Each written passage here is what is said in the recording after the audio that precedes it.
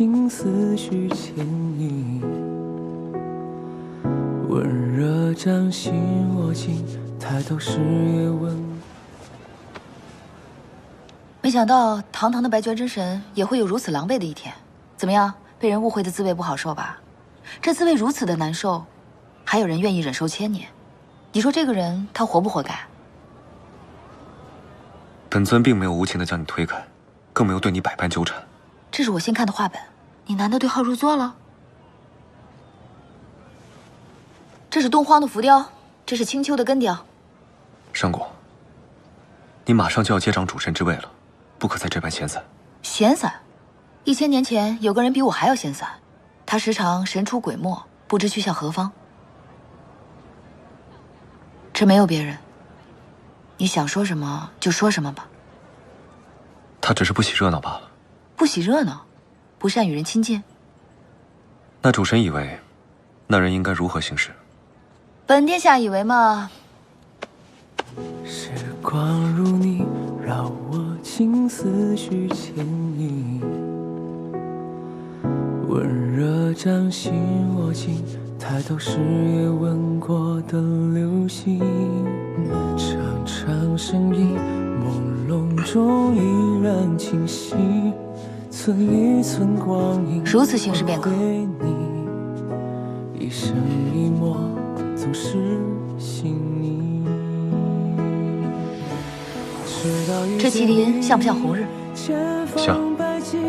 不仅是这麒麟，这满屋子的根雕都送给你，你可愿成为本主神的人？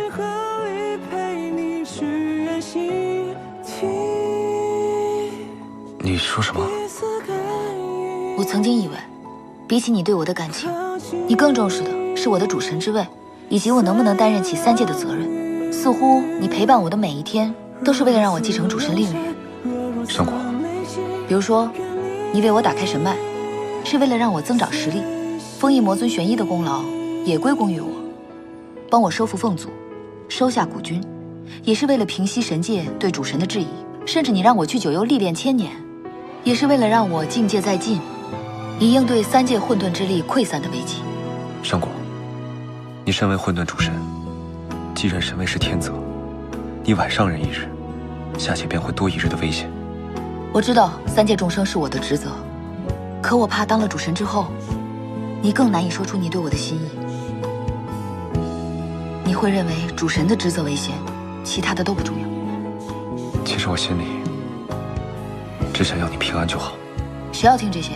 刚才那套动作都还记得吧？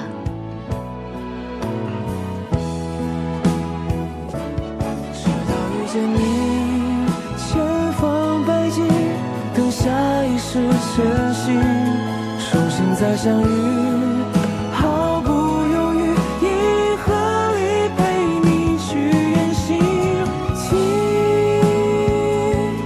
彼此感应，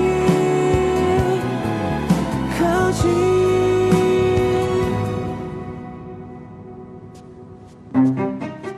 今夜是七巧节，外面应该挺热闹的，要不要出去逛逛？